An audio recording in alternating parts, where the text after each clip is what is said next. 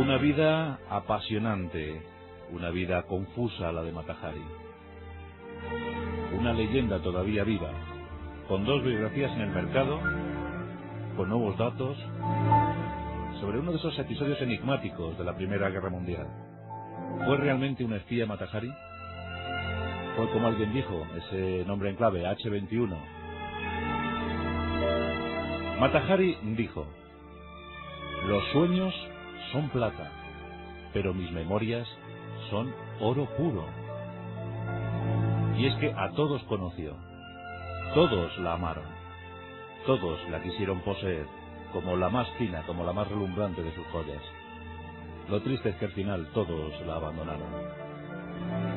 Mata Hari se interesó por España, viajó a España, estuvo alojada en el Rich, se interesó muchísimo por la gastronomía, viajó a Galicia, a Vigo, a Cádiz, a Barcelona. Disfrutaba enormemente con el ajenjo y sobre todo con el cocido madrileño, la pirrada, el cocido madrileño. Mata Hari, aquella holandesita que encontró en Java la raíz que siempre buscó, las danzas exuberantes, el resplandor, las ganas de vivir. Empezó ya madurita a triunfar, pero en los pocos años que estuvo vigente, conquistó el corazón de la vieja y rancia Europa. Viajemos por tanto en el tiempo para descubrir una de las almas más inquietantes en ese trasiego del 19 al 20. Es la historia de Mata Hari.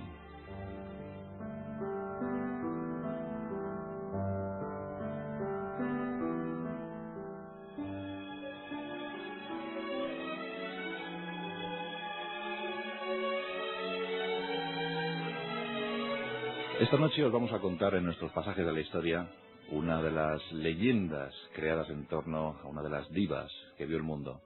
Es la historia de Margareta Gertrude Nebel, es la historia de Mata Hari, aquella que los malayos llamaron el ojo del amanecer, el ojo del día. Aunque los malayos, cuando hablan de Mata Hari, es la concepción que tienen del sol.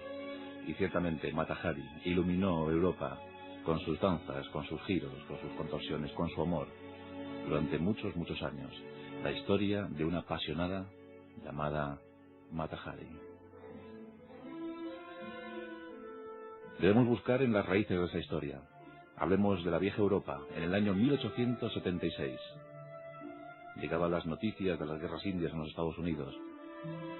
El Imperio Británico seguía siendo el imperio más grande, hasta entonces jamás creado.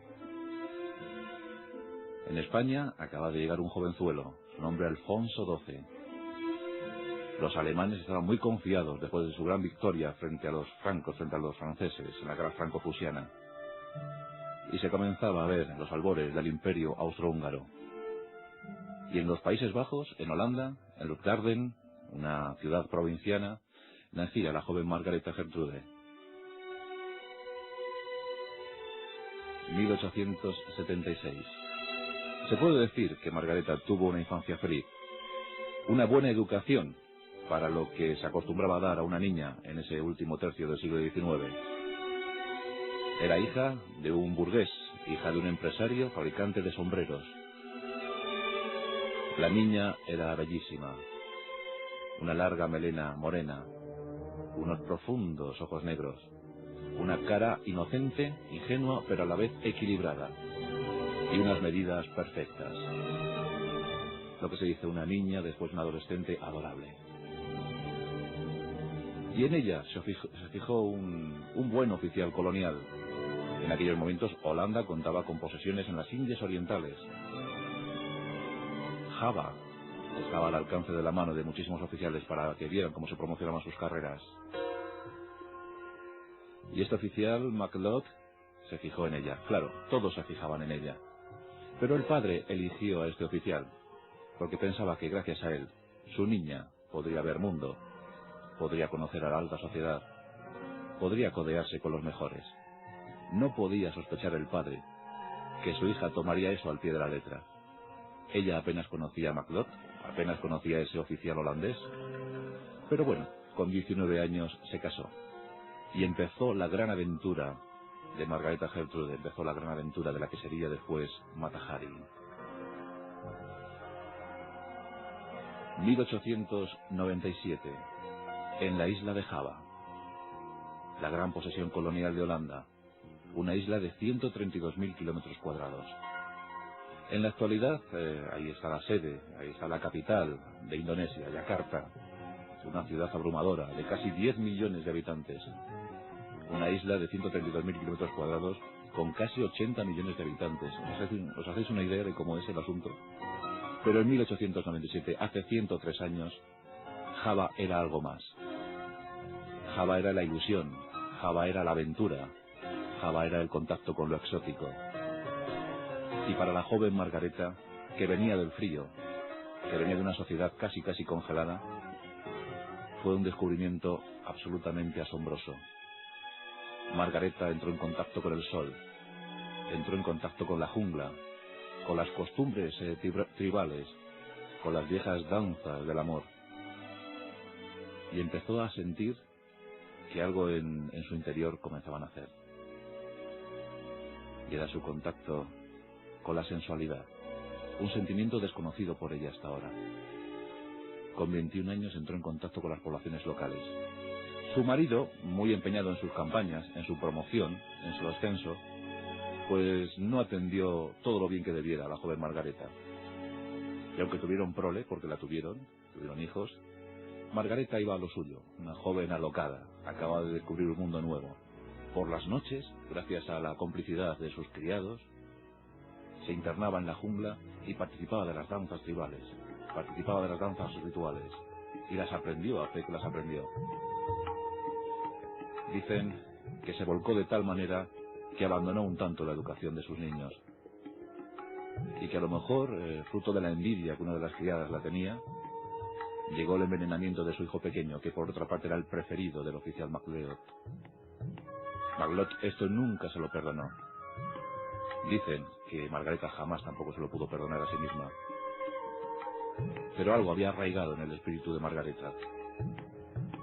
Esas danzas siempre la acompañarían. Esas noches alocadas, danzando en torno al fuego. Allí aprendió cómo era el amor, cómo era la sensualidad y posiblemente cómo era la sexualidad de la jungla.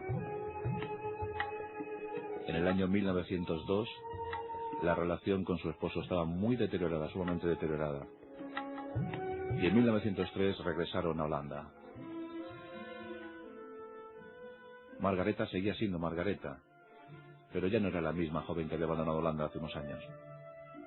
Y al poco se separó, se divorció, aunque conservó el nombre durante un tiempo. Estamos en 1905. Margareta llega a París. Allí establece su domicilio y se presenta como la danzarina señora MacLeod. Tenía 29 años. Fue la presentación en sociedad de MacLeod, de la señora MacLeod.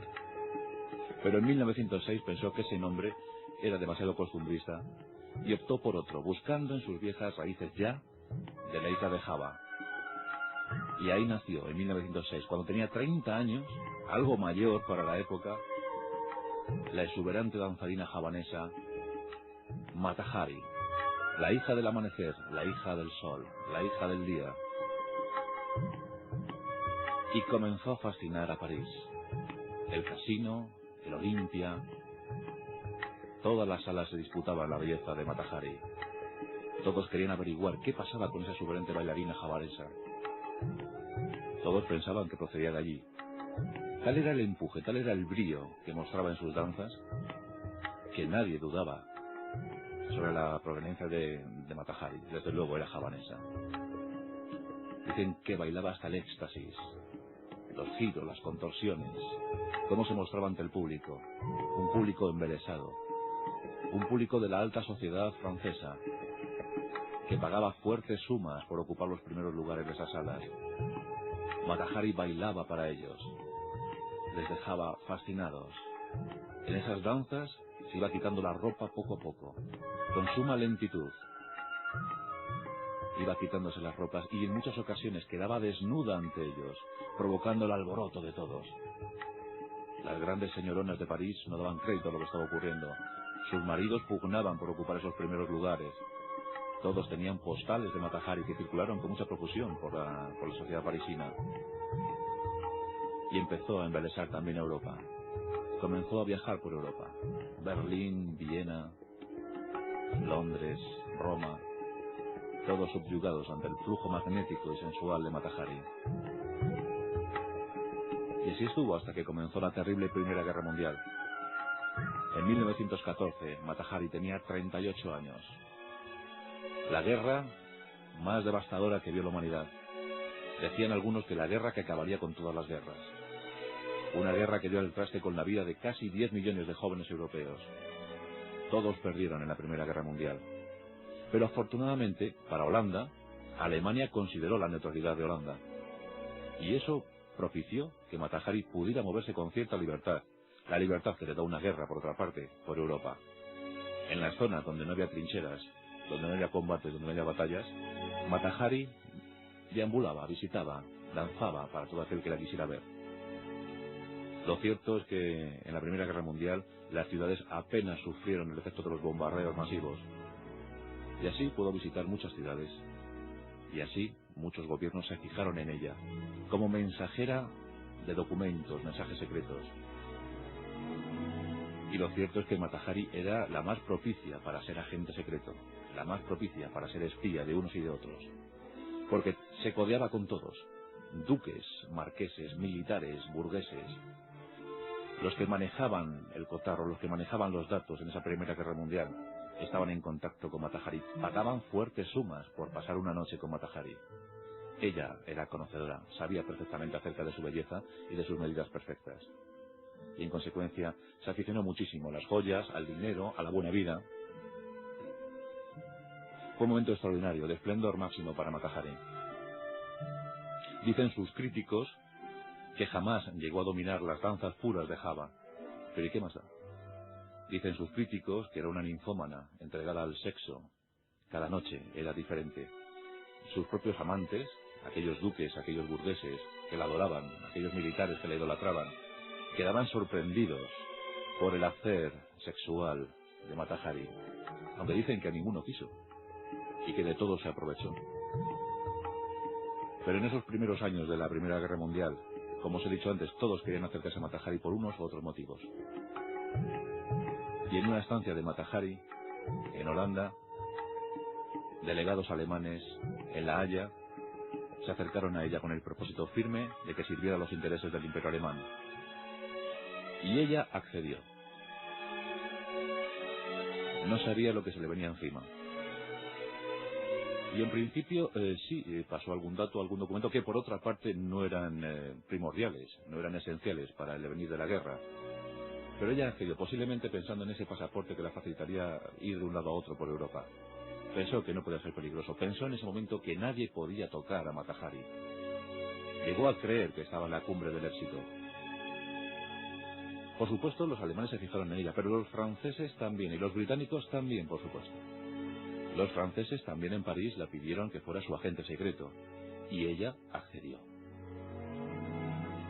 Posiblemente no era muy consciente de la gran guerra a la que estaba siendo sometida Europa, y de los intereses político-militares, que todos querían que ella fuera su mensajera.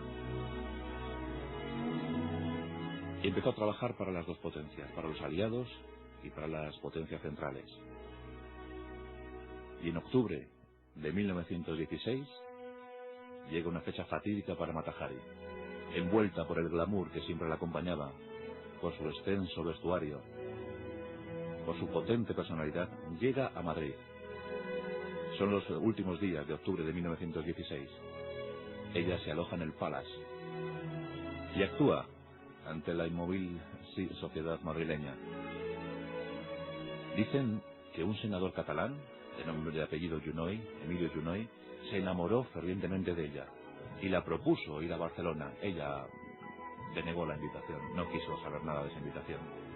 Dicen que el delegado alemán también se enamoró de ella. Y dicen que el asesor francés, por supuesto, también se enamoró de ella.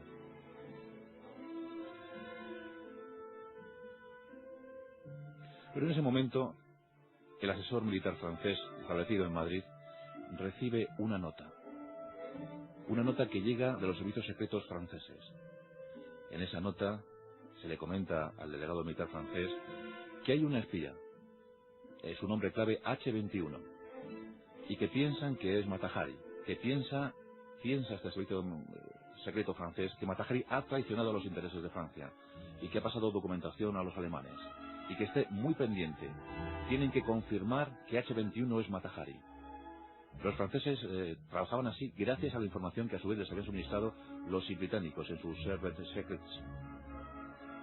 Los británicos pensaban que Mata Hari era la culpable de ciertos movimientos de tropas en Alemania. Y todos estaban pendientes de un dato. Si Mata Hari, desde Madrid, viajaba a Berlín, no habría problema. Pero según los datos que cobraban en poder francés, si Mata Hari visitaba París, esto significaría que Mata Hari era H-21 y que pensaba ultimar los últimos detalles de su información. Por tanto, todos estaban muy pendientes.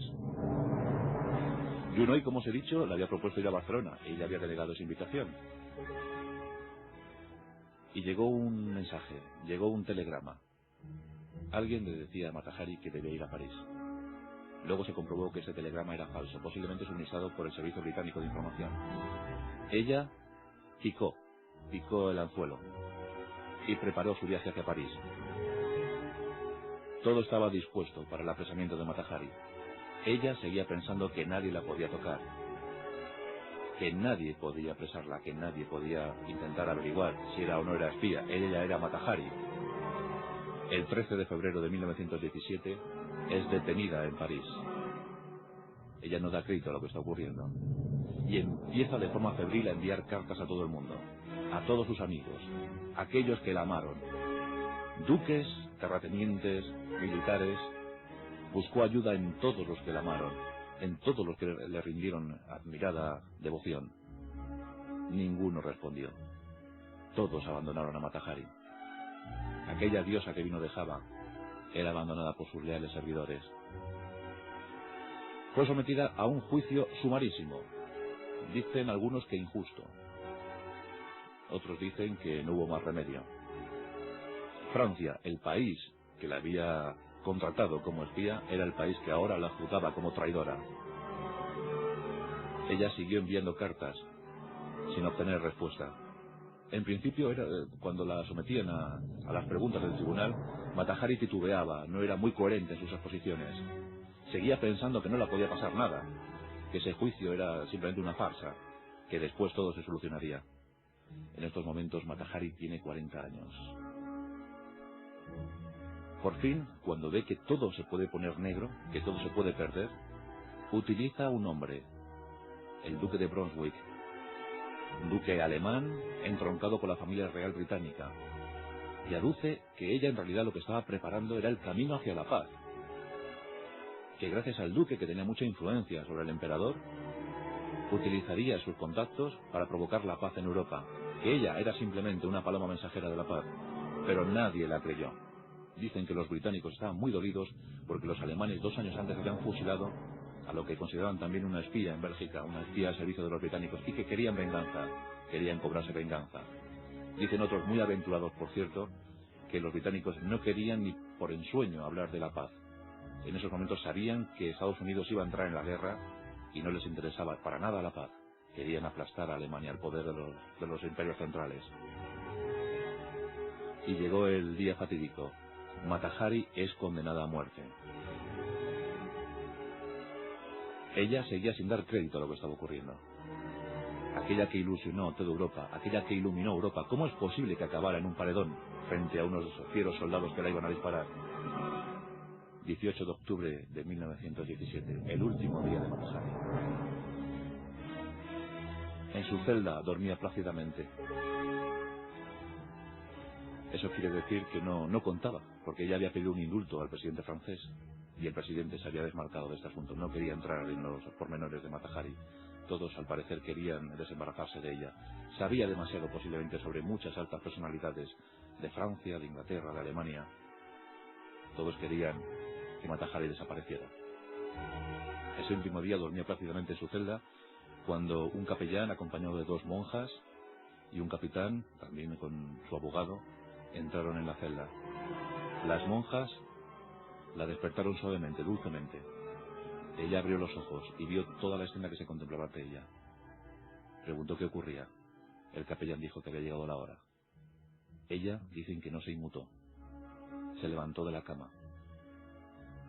Se puso sus medias finísimas de seda negra, sus zapatillas con lazos de seda, que retó firmemente, un abrigo, un sombrero de fieltro negro, su pelo recogido en trenzas. Escribió todavía 2 cartas, como casi implorando el perdón, suplicando que no acabaran con Mata Hari. Pero en nada pudo hacerse. La acompañaron al coche que la llevó al campo, a un campo militar, al campo de Vicens. Y allí le dijeron que si quería que sus ojos fueran tapados antes del momento final. Ella no quiso. Quiso enfrentarse a la muerte. Dicen que su rostro estaba lívido, pero aguantó serenamente la última decisión. El capitán se dirigió a sus soldados. Ordenó lo de carguen, apunten y fuego. El 18 de octubre de 1917 murió la diosa de la danza, murió la diosa de la sensualidad, murió la diosa del amor. El ojo del amanecer, murió Mata Hari. Y lo más triste de esta historia es que nadie quiso hacer nada por ella. Posiblemente, sí, fue espía, pero de segundo o tercer nivel. Los datos que proporcionó Mata Hari, después se pudo corroborar esta historia, no fueron determinantes para nada, ni para nadie. Simplemente ella pensó que al trabajar para Alemania, al trabajar para Francia, pues podría andar libremente por el territorio europeo, y eso fue su fin fatal. Hubo luego una historia después de la muerte de Mata Hari, muy relacionada con España, que nos habla del gran escritor Enrique Gómez Carrillo. Enrique Gómez Carrillo estaba casado con Raquel Meyer. Raquel Meyer, ya sabéis, decían, era el alma que canta. Era la gran cupletista de nuestro país, la gran tonadillera de nuestro país en esos momentos. España estaba muy dividida también, como Europa. También era neutral, pero había aliadófilos y germanófilos. Enrique Gómez Carrillo pertenecía a los primeros, a los aliadófilos. Era muy pro-francés. Y dicen que Gómez Carrillo intervino, por esa devoción que tenía hacia Francia, en la situación de Mata Hari, propiciando que H21 fuera Mata Hari. Pero también dicen las malas lenguas que fue un exceso de celos de Raquel Meyer, pensando que su marido se había enamorado, como tantos, de Mata Hari. Incluso en el año 1925, Gómez Carrillo tuvo que escribir un libro aclarándolo todo y diciendo que él jamás había tenido nada que ver en el asunto de Mata Hari. Lo cierto es que toda la sociedad europea habló de Mata Hari hasta la restauración. Fue motivo de comentario y, por supuesto, motivo de leyenda. La leyenda que os hemos contado hoy, la danza de Java, la danza del ojo del amanecer, la danza de Mata Hari. Una historia muy triste que acabó cuando ella tenía tan solo 41 años. Eso sí, 41 años y máximo esplendor hasta el momento final de su muerte. Nos quedamos con esa imagen, esa Mata Hari con su gorro de fieltro negro, con ese abrigo de pieles, esas medias de seda negra, mirando al pelotón de ejecución. Ese 18 de octubre de 1917 pasará para siempre a los anales de la historia del espionaje. Y en este caso diríamos el espionaje que nunca fue.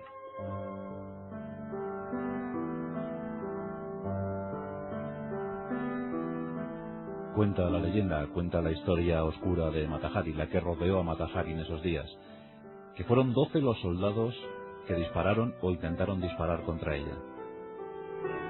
Dicen que jamás se sabrá, pero que algunos de esos soldados no llegaron a disparar su fusil.